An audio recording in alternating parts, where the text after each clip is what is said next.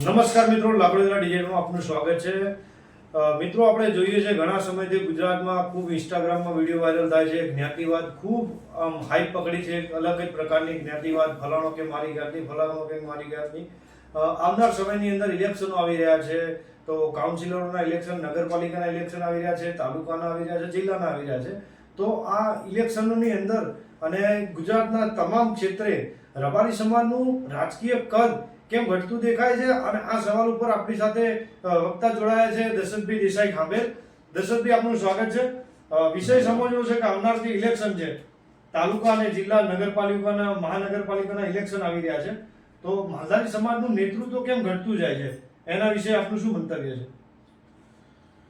નેતૃત્વ તો ઘણું વધે છે. જાનમાં કોઈ જાણા નહીં ને વરનીમાં હું એવું છે. જી. હોદ્દાઓ તો ઘણા લઈને ફરે છે, પણ કદ ક્યાંક ને ક્યાંક આનંદથી ઘટતું જાય છે. જી. સમાજને તમે તમારી જાત ભૂલી જાઓ તો રાજકીય પક્ષો તમને યાદ કરાવશે કે તમે you are come from this community, right? એની વસ્તુ આપણે જાહેર જીવનમાં પણ ભોગવીએ છીએ. ક્યાંક માલ મિલકત લેવા જઈએ, મને તમને સારો નશો અનુભવ થયો જ હશે. હા, ચોક્કસ. તો જાતિવાદ ભારતમાં છે અને રહેશે. એના કરતા જે જાતિમાં ભગવાને જન્મ આપ્યો એમાં કાયમ ગર્વ કરો. જોર. હવે વાત રહી આપણી રાજકીય કદની. તો રાજકીય પક્ષોના પેરામીટરમાં તમારું આપણું કદાચ વોટ મત સંખ્યા જે કહેવાય ઓવરઓલ ઓછી છે, અથવા ઓછા ટકાવારીમાં છે. 2, 5 કે 7% કહી શકાય. એમાં પાછા આપણા ઘેર કે નેહળે પરગડે આગેવાન, એમાં ક્યાંક ને ક્યાંક આપણે એક વિશાળતા નથી રાખી શકતા કે ભાઈ ચલો જે પરગણામાં હોય, મારા વ્યક્તિગત જે હોય, પણ મારી જાતિનો છે, મારા સમાજનો છે, તો હું એને મદદ કરું. આ બોળી માનસિકતા આપણે નહીં કેળવીએ ત્યાં સુધી આપણું કદ ઘટતું જાય. જે આગળ ગયા છે એ ક્યાંક ને ક્યાંક સ્વયંભૂ ગયા છે. એમની આર્થિક શક્તિથી ગયા છે, અથવા મંદા મસલ પાવરથી, અથવા એવી કોઈ લોટરી લાગી છે, બરાબર? પણ એમને પાર્ટી તો એવું કહે છે તમે આ સમાજમાંથી આવો તો તમે આમ જ અંબાડો. આપણા તો પાછા બધી પાર્ટીએ સેલ બનાવ્યા છે, બરાબર? માલધારી સેલ, દલિત સેલ, કોઈ દાડો સવર્ણ સેલ નહીં જોયો હોય. તો હું વ્યક્તિગત એવું માનું છું કે સેલના હોદ્દા કદાચ હોદ્દો ના હોય. હાર તમને પાર્ટી ખબર છે, પાર્ટીમાં ફરો. ત્રીજી વાત, આપણા સમાજે એ સમજવાની જરૂર છે કે અધૂરો ઘણો છલકાય જો કે મારાથી આખા સમાજને સલાહ ના અપાય, પણ મને જે વ્યક્તિગત લાગે છે સરેરાશ મતદાન ભારતમાં 58 થી 62% છે. કે જે ભારત ઉપર શાસન કરવું હોય મોદી સાહેબ છે એ માટે, તો 38% એવા લોકો છે જે કોઈ પક્ષમાં નહીં. 38% દેશમાં એવા લોકો છે જે કોઈ પક્ષમાં નહીં. તો એ 38 માંથી કોઈ એવું બોલે કે ભાઈ તમારી ગાય પકડીને લઈ ગયા, કઈ વાંધો નહીં, પણ બેન દીકરીઓને તમે લાકડી મારી, ખોટું છે. અને એના આપણે કહી દઈએ તું વિપક્ષનો છે, તું ભાજપનો છે, તું આ છે, તો ક્યાંક ને ક્યાંક ખોટી વસ્તુ. કારણ તટસ્થ માણસો પણ સમાજમાં છે, એ અન્યાય સમય કહેતા હોય છે. આપણા રાજકીય આગેવાનો ઘણી સમસ્યાઓ છે, જાહેર જીવનમાં બોલતા નથી. કદાચ એમના વ્યક્તિગત એવી લાલસા હું આગળ વધું, પણ પછી હવે તમે તમારી સમાજ કે જાત માટે એટલું બોલી ના એકતા હોય તો તમારું તમને મુબારક. બાકી સમાજના નાના માણસને મદદરૂપ ના થતી કોઈ મતલબ જ નહીં. દશરથભાઈ, મારો બીજો પણ સવાલ એવો છે કે જેમ કે સત્તા પક્ષ સામે જ આપણે તો સવાલ હોય છે, તો સત્તા પક્ષમાં જેમ કે 2022નું જે વિધાનસભાનું ઇલેક્શન હતું એમાં રબારી સમાજને વ્યક્તિગત 182 માંથી કોઈ પણ ટિકિટ આપવામાં ના આવી, અને એક પાટણ સીટ પર આપવામાં આવી, અને એમાં પણ ક્યાંક આપણે પરગણાવાદમાં રહી ગયા એવું તમને લાગે છે, તો એનું એમાં કઈ રીતની રણનીતિ હોય તો આપણે શકશું છીએ? મેં આ જીતે એ દુઃખદ વાત છે. કેમ ના જીતે? કોકના એક વખત આપણા 18 વખત આગળ જેમ મેં કીધું તેમ એ આપણે અંદર કરવાની જરૂર છે, અને થોડી સમજ કેળવવાની જરૂર છે. પાટીદાર સમાજ ગુજરાતમાં 12 થી 14% છે. તો 182 ના 12 થી 14% ગણો, કદાચ એમને 20, 22 થી 24 હોવા જોઈએ, બરાબર? અને આજે લગભગ એમની ટકાવારી 35 થી 40 ધારાસભ્યોની. એક ઉદાહરણ માટે, મોટિવેશન માટે, કોઈ પણ ચૂંટણી આવે એટલે ઉમિયા ધામ, ઊંઝા અથવા શિક્ષક ખોડલધામથી અવાજ ચાલુ થાય કે અમને પાટીદારોને અન્યાય થાય છે. એમના નેતાઓ ક્યારે અન્યાય થાય છે એ કહેવામાં નાના નહીં અનુભવ. આપણા વાળા શું કહે એવું થાય એવું નહીં, ભાઈ ના થાય ને. સરકારના આવે તમને સમાજને અન્યાય થાય કેવું પડે ને, ત્યાંથી અવાજ થશે. આ સમાજની એમની પ્લાનિંગ ને બુદ્ધિ ને અથવા જે કોઈ વંદનીય છે, હા ના કરી એ લોકો અંદાજિત 35 થી 40 ટિકિટો લઈ જશે તમામ પક્ષમાં. એ સમાજ એવો રાજી થાય કે કાઠોડિયામાં દશરથભાઈ એમાંથી આવ્યા અને આનંદભાઈ બીમાંથી આવ્યા એમને ખબર છે કે આપણા સમાજ તો કન્ફર્મ થઈ અને આપણે આ ના સમજીએ કે એમાં પાટણ સીટ આપણે ગુમાવી અથવા બીજી ગુમાવી એક સીટ પર તો થોડી રાજકીય વિશાળતા કેળવવાની જરૂર છે અને અન્યાય વખતે નહીં બોલો તો રાજકીય પક્ષો સમજેલાથી તમે તમારી જાતના નહીં ત્યાં બીજાના શું થવાના બરાબર તો એ પક્ષોના ઉચ્ચ નેતાગીરીના ધ્યાને હોય જ છે કે તમારા નહીં ત્યારે બીજાના શું થવાના તમે હતા અહીંયા નિયમ ખાલી ફેટા પહેરો ને ફરો બાકી એનાથી વિશેષ મારી નજરે કઈ નહીં કદાચ એ વધારે પડતું હોય પણ હું તો એવું જ જોઉં છું ને 10 વર્ષથી આપણા અધિકારોનું આનંદ થયું છે 10 વર્ષ હાલે આમાં વિધાનસભામાં આપણો મહત્વની વાતમાં આપણો મુદ્દો ઉઠાવવાનું કોઈ નહીં કોઈ નહીં માધવભાઈ દેસાઈ છે તો એ પણ અપક્ષ લડ્યા હતા. કોઈ નહીં આનંદભાઈ એ વાત 100% છે ત્યાં આપણું પ્રતિનિધિત્વ હોવું જોઈએ હા પણ પ્રતિનિધિત્વ સિવાય તમે સમાજને કઈ એક બાજુ ને કે ભાઈ આ નહીં કરો 2011 માં મારા ફાધર તેજાભાઈ ખમેલ અને એ લોકોએ સંમેલન છેડછાડ કરી દીધો વચ્ચેનો કાયદો કડક કરવા માટે બરાબર તો માન્ય રણછોડભાઈ બીજાએ સરકારને જઈને કીધું મોદી સાહેબને જઈને કે ભાઈ આખો સમાજમાં નારાજગી છે અને આ નહીં કરો તો પશુઓની જેમ એક સમાજ સરકારનો અથવા ભાજપનો વિરોધી થશે આમાં કઈ રણછોડભાઈ પક્ષ વિરોધી ના થઈ ગયા ને હાલ એક સેતુ સમાન બન્યા હા સેતુ બન્યા સરકાર અને સરકારને જાણ કરી કે ભાઈ ખરેખર ગાયોની તકલીફ છે ને તમે કાયદો સુધાર મોદી સાહેબે 4 મંત્રીઓને મોકલી સુગર સમાધાન થયો અને કાયદો સુધાર્યો તો તમે જાહેર જીવનમાં કહીએ કોણ અત્યારે તમે આ મ્યુનિસિપાલિટી ઇલેક્શન આવી રહ્યું છે તો શું બધા રાજકીય પક્ષોની ફરજ નહીં કે દૂધ વગર એક બેટાઓને ચાલવાનું નહીં ભાજપ સરકાર રાજસ્થાનમાં છે ભાજપ સરકાર યોગીજીની યુપીમાં છે એમપીમાં છે બધે છે બધી ગૌ સંવર્ધન માટે યોજનાઓ લાવે છે ગોપાલન ગાય દૂધ વગર કોઈને ચાલવાનું નહીં અને અહીં આપણા વાળા સૌકાર થઈ જાય ગાયનો શબ્દ બોલે મોટું મળે એ દુઃખદ વસ્તુ છે અને એમાં એ ઘેરથી આપણે ઘેરથી બધાય નવરા છે મહત્વની વાત એ છે કે ગોપાલક નિગમમાં કોઈ ચેરમેનની નિમણૂક કરવા નથી આવી બીજી વસ્તુ કે તેમાં અધિકારીઓ સાથે ચલાવવાનું હોતું હોય છે અને એમાં જે નિગમમાં જે ફાળવાની રકમ હોય છે તો એ ઘણા અન્ય સમાજના નિયમ કરતાં ઘણી ઓછી હોય છે તો એનું પણ નેતૃત્વ નથી તો એનું પણ કારણ શું છે ઘણા સમયથી નથી કોઈ સંગઠિત અવાજ વારંવાર મને તો થોડી ગાય આવી જાય છે પણ નજર હમ જોઈએ સોરી બરાબર ગાયોની રજૂઆતમાં આપણે પહેલા એમ કહેતા હતા કે બિન રાજકીય તમે ચાલો જી તો હવે માનો સત્તા પક્ષ ભાજપ છે તો ભાજપના નેતાઓની પહેલી ફરજ છે કે તમે આવો ભાજપ વાળા કોઈ આવે ના નાના મોટા મારા તમારા જેવા જે ન્યુટ્રલ હોય વિચારે કોક આવત સારું એ પછી જે આવી ભાગતી ભૂતની ચોટી બની કોંગ્રેસ આવી આમ આદમી પાર્ટી એને સમાજે વધાયો અને પછી આડા બેઠા કઈક રોટલી શેકે છે તો રોટલી નહીં રોટલા ભાખરી બધું શેકે તમારે કઈ કરવું નહીં સમાજને સંકટ સમય આવવું નહીં તો એનાથી જે આવ્યો વેલકમ ને તો સમાજને ખરી સમસ્યા છે તમે જઈને સરકારને જાણ કરવી જોઈએ અમુક નાની ટેકનિકલ ભૂલો હોય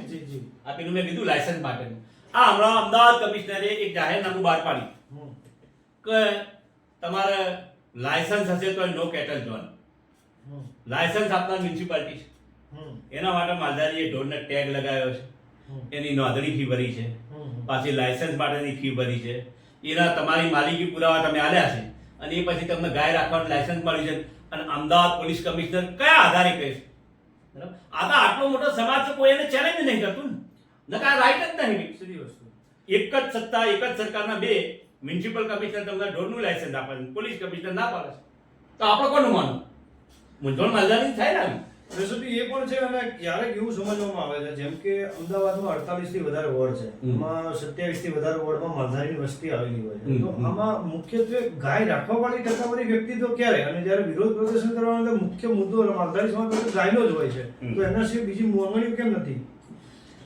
માગણીઓ એટલા મારા નહીં પેલું તો ગાય વાળા એકદમ નવરાત નહીં પડતા આપણા એવું કહીએ છીએ કે ઘણા સમાજો આપણને કહેતા હોય છે કે ગાયો છૂટી મૂકી દો છો દોઈ દો છો તો એને વધેલી ગાયો જોવા જાય જ નહીં ઘણા એવા હતા કે પદ્ધતિસરનું પશુપાલન કરતા પણ પેલા છૂટા એવા હશે કહેવાનો મતલબ આ ઘાટોડિયા જે તે સમયે ગામ હતું ગ્રામ પંચાયત હવે એની તમારી પ્રકૃતિ જ એક છે સુપ્રીમ કોર્ટ એવું કહે છે સુપ્રીમ કોર્ટનો ઓર્ડર એવું કહે છે જે માલધારી ભાઈઓ અથવા ગુજરાત સરકાર અથવા લાગતા વળગતા સૌ એમ કહેતા પશુને બાંધી રાખવું પડે તો પશુને ભારતના બંધારણની આર્ટિકલ 47 મુજબ સર્વહારા સમાજનું આ બધું છે કુદરતી સંસાધનો પર સૌનો સમાન હક છે પશુને પણ ફરવું પડે એના માટે ગુજરાત હાઈકોર્ટમાં એમઆર શાહે કીધું હતું કે બહુમાં બહુ પશુ ભલે નીકળે પણ એની જોડે માલિક હોવો જોઈએ બરાબર બીજી માંગણીઓ વાત તો ગોપાલક બોર્ડે તમે કીધું તો સરકાર ભાજપની ચેરમેન ભાજપનું આવે.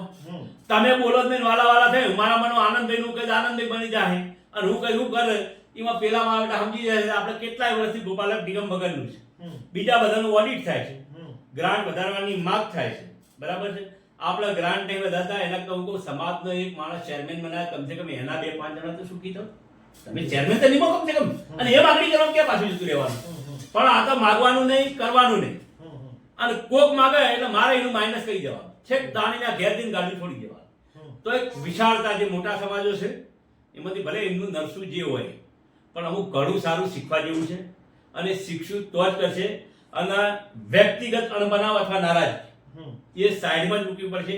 આનંદભાઈની રાજકીય પાર્ટી જે હોય પણ આનંદભાઈ મેન્ડેટ લઈને આવ્યો છે, મારે એને મદદ કરવી જ પડે.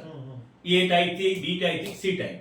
બાકી એવું ના હોય કે આનંદભાઈ ઘેર જાય આવતા વર્ષે હું આવું એમાં આપણે અત્યારે બધાય નવરાત્રી ઉભા છે. તમે કીધું વિધાનસભામાં આપણું પ્રતિનિધિત્વ જીવ્યો છે, સારું છે. માવજીભાઈ જીત્યા પણ એ કોંડાના બળે જીત્યા છે ને, એ કોંડાના બળે જીત્યા છે. તો પ્રતિનિધિત્વ વધે માટે પાર્ટીઓ ટિકિટ આપે, બાકી જીતાડવાની જવાબદારી આપણી સમાજની છે. અને પેલા હાલો કરે આના તે વખતે સલાહ હાલતા હોય છે કે વોટ્સઅપ ગ્રુપમાં ના બેસે ને એટલે સરદાર ધામ ડંકે કી ચોટ ઉપર એમ કે અમારા પાટીદારો આટલા સિલેક્ટ થયા આટલા છે અને તમે એવા હું નેરો માઇન્ડ થઈ ગયા. સરકાર કદી નોકરીયાતોની લિસ્ટ બહાર નહીં પાડે. મહેનત કરીને આવે છે, પરીક્ષા પાસ પાડે. પણ તમારા માલધારી 10 થયા. જો હસમુખ પટેલ અને બીજા સરદાર ધામમાં જઈને વટકે સાથ કહેતા હોય ગૌરવની વાત છે ને, તમારા 5 પાટીદારો બન્યા તો તમારા સમાજના આટલા બન્યા તો કોઈ બીજા પાછળ શીખશે. એના બધા નાના થઈ જાવ, હાલો ના કરો. તમારા 5 ધારાસભ્યોને ટિકિટ મળી હતી તો એમાં કઈ આપણે જેટલા હું હાલે નથી એના કરતા તમને મળી છે, ગૌરવ છે. થાતું તમે 5 વોટ લાવી એકતા 5 વોટ લાવવા ટ્રાય કરો અથવા 6 ટ્રાય કરો. અને કરવા વાળા તો કરવાના જ છે ને. બધા કે ટેમ્પો ના કરો, હું વ્યક્તિગત એગ્રી નહીં. હવે ટેમ્પો જવાની નહીં કરે કોણ કરે? મહિનાનું યાર એક ટાણું હોય બરાબર, અને એના ગાજા વાજા તમે પાછા વોટ્સએપમાં સલાહ હાલો ટેમ્પો ના કરો, હાલો ના કરો. એટલે એ જે તે ભાજપ તો કોંગ્રેસ પાર્ટીનો મેન્ડેટ લઈને આવ્યો છે, પછી એ છે બાકી પાર્ટીનો ઉમેદવાર કહેવાય છે. દશરથભાઈ બીજી વાત બી છે કે જેમ કે આપણે જે વાત કરી ગોપાલક નિગમના ચેરમેનની, તો અત્યાર સુધીના જે ભાજપ શાસનમાં છે ત્યારથી જે સીએમ આવ્યા એમાંથી વધારે ભૂપેન્દ્રભાઈ પટેલ મૃદુ ને મક્કમ છે ને રબારી સમાજ સાથે બહુ સારા સંબંધ ધરાવતા વ્યક્તિ છે. તો કેમ આ નિર્ણય ના રબારી સમાજ માટે ના લઈ શકે દાદા? હવે તમારા જે કોઈ ચેનલના એક વડીલનો મેં વિડીયો સાંભળ્યો તેમને આ તો ડાયવર્ટ વસ્તુ છે, એક્ઝામ્પલ માટે કહું. એટલે એમ કહેતા કે આ પોલીસવાળા આટલા ઈમાનદાર છે, આટલા ઈમાનદાર છે. પણ તમે સંકટ સમય કામ ના હોય તો ઈમાનદારી હું ધોઈ પીવાનું.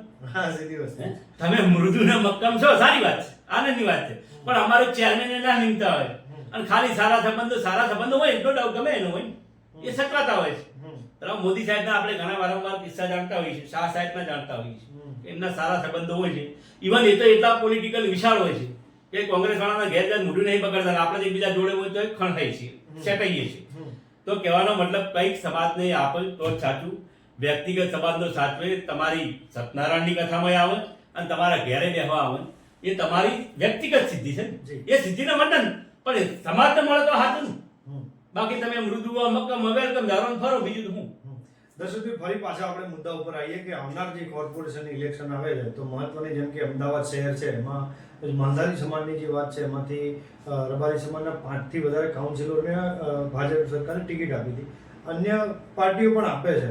તો આ વખત ભાજપ સાથે શું અપેક્ષા છે? અને આમ આદમી પાર્ટીએ અત્યારથી ઉમેદવાર જાહેર કર્યા છે, જેમાં 3 માલધારી યુવાનો છે.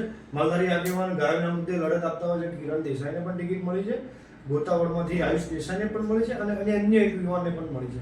તો આમ આદમી પાર્ટી 3 ચહેરા જાહેર કર્યા છે અને હજુ કરશે એવી આશા લોકોનો છે.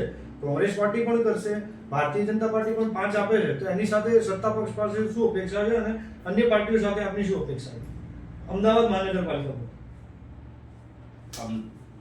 ભાજપ કે કોંગ્રેસ આપણે દેશીય 5 ની 25 આપી પડે પહેલા પરિણામ માંગશે જી, બરાબર. અને અહીંયા જવાબદારી આપણી આવે છે, ચોક્કસ. ભાજપની નહીં આવતી, કોંગ્રેસની નહીં આવતી કે તમે પરિણામ કેટલામાં આપશો. જી, મારે પેલા કહે કે અમે 5 આપી હતી તો તમે ના જીતાડે 5 ની કાયદેસર 2 ઓછી જ થઈ. હા, છતાંય આપણે પક્ષોને ક્યાંક ને ક્યાંક સામૂહિક સમજાવવું જોઈએ, બરાબર, કે ભાઈ અમે તમે આપો, અમારા પર વિશ્વાસ કરો. અમારી જનરલી માલધારી સમાજને ગણી તો 20-25 સીટો પર ગણતરી હતી અને આપણા રબારી સમાજને થોડી તારાંકન કરી તો 8 થી 10 જગ્યા એવું છે કે આપણે રિઝલ્ટ મળી શકે એમ છે. ચોક્કસ. પણ થોડી વિશાળતા કેળવીએ તો આનંદી. બાકી આનંદભાઈ ભાજપમાં છે ને આમ છે ને તેમ છે ને એ વાત નકામી પડે. આનંદભાઈને જરૂર એટલે હું કદાચ કોઈ પાર્ટી સાથે જોડાયેલો ને હું ના જાઉં તો મારા ભાઈને મોકલી દેવો છું. તો આનંદભાઈ મજબૂત દેખાય ક્યાંક ને ક્યાંક સમાજ મજબૂત દેખાવાનો છે. આવું થોડું આપણે શીખવાની જરૂર છે. ચોક્કસ. તો સમાજમાં યુવાનોમાં અત્યારે હાલ જે દેખાય છે રાજકીય માહોલ, યુવાનો જાગૃત થયા છે, તો અગાઉના જે નેતાઓ હતા, અગાઉના જે ભૂમિકામાં મહત્વની ભૂમિકામાં લોકો કામ કરતા હતા, જે આગેવાનો છે, એમને આપ શું સંદેશો આપવા માંગો છો કે રાજકીય રીતે આપણું કદ ઘટે છે તો એ વધારવા માટે શું રણનીતિ હોઈ શકે? એવા સૌ સજ્જનોને એવું કહું છું કે 4 દિન કી ચાંદની હોય છે. કોઈ અમર પાટો લખાઈ નહીં આવ્યું. છેલ્લે હારા ખોટા ભલો સમાજ, તમે સમાજ માટે કંઈક એવું નક્કર કરો કે वो પેલી હિન્દીમાં કહે ને નસ્લે તક યાદ રહેગા અથવા જમાના યાદ રખેગા. સમાજને લાભ આપી શકતા હો તો બહુ આનંદની વાત છે. બીજું કશું જ ના આપી શકતા, તમને એવું લાગે કે આખું ગામ એમ કે આમાં માલધારી સમાજને અન્યાય થયો છે, એવામાં તો ખુલી લાવો. તમારી જોડે સમાજ એક નિવેદનની અપેક્ષા રાખે તો જાઓ અમે બેઠા છીએ, આટલું જ ખાલી હાલો ને તોય ઘણું થઈ પડે. પણ તમે નિવેદન જ ના હાલો અને ઉપરથી માઇક અગલા કરો, એના કરતા સમાજના અન્યાય થાય, સામૂહિક અન્યાય, વ્યક્તિગત આનંદભાઈને દશરથભાઈને થાય એમાં નહીં. તમને એવું લાગે કે માસ લીટમાં અન્યાય થયો, જેમ કે ગીરબડા એક આખો સમૂહ લૂંટાઈ ગયો છે ને, શહેરોમાંથી પશુપાલન જતું રહ્યું. તમે હું સમજો છો આનંદભાઈ, 5 થી 7 હજાર ફેમિલી જે દૂધ ઉપર નપતા હતા, દૂધ વગર ચાલવાનું નહીં, એમને સરેરાશ માસિક 8 થી 10 હજાર ખર્ચો વધી ગયો. આવનારા 2-3 વર્ષમાં તમને ખબર પડશે. તો સત્તા પક્ષ ને વિપક્ષના નેતાઓને એમ કહેવાનું મારી વાત છે, ભલામણ છે, યોગ્ય લાગે તો કે સમાજના ખરેખર સમસ્યા હોય ત્યારે સમાજ તમારી કાગ ડોળે રાહ જોઈ રહ્યો હોય છે. તમે મૂંગા થાવ તો સમાજને બહુ દુઃખ લાગે છે. ખુલીને આવો તો જ કદાચ ક્યાંક ને ક્યાંક રાજકીય પાર્ટીઓ કદર કરશે. રાજકીય પક્ષો હંમેશા મતની બીકથી બીએ છે, બાકી ચાપલુસી કરીને તો કોઈ કશું આગળ નહીં આવ્યું. તમારા ઘેર ટોણામાં 4 વાર આવીને જઈ એનાથી વિશેષ કશું જ નહીં. એક નિડર સમાજ કહેવાતો આપણો, બરાબર. અને હું તો કહું છું કે આપણી લાકડી દેતા ઘડી બિયાતા હતા, આપણે ગાયોના હતા ઘડી ભટકે સાથ રાખી, આપણે સૌકાર થવા ગયા, બરાબર. ગાયો છે, ગોળો છે, ગોફાઈ છે, બધું ઈચ્છું. ઝઘડા નહીં કરવા, પણ આપણો હક છે પશુપાલન. સરકારી નીતિઓ હજી હયાત જ છે 100%. એ કરવું જોઈએ. અને રાજકીય પક્ષો આપણી જોડે માગશે પહેલા કે તમે પરિણામ કેટલું આપશો, તો એ જવાબદારી આપણી આવે છે. અને સામૂહિક પક્ષોને વિનંતી અથવા સમજાવશું તો જ પરિણામ મળે. બાકી પાછા હતા એના એને આપણે અહીંયા બળા કોઠાલો. જી, ખૂબ સરસ માહિતી આપી દશરથભાઈ આપને. અમારી સાથે જોડાવા બદલ આભાર. વધુ માહિતી માટે બન્યા રહો લાકડીદાર. આપનું પણ શું મંતવ્ય છે કમેન્ટ બોક્સમાં જણાવશો. બસ.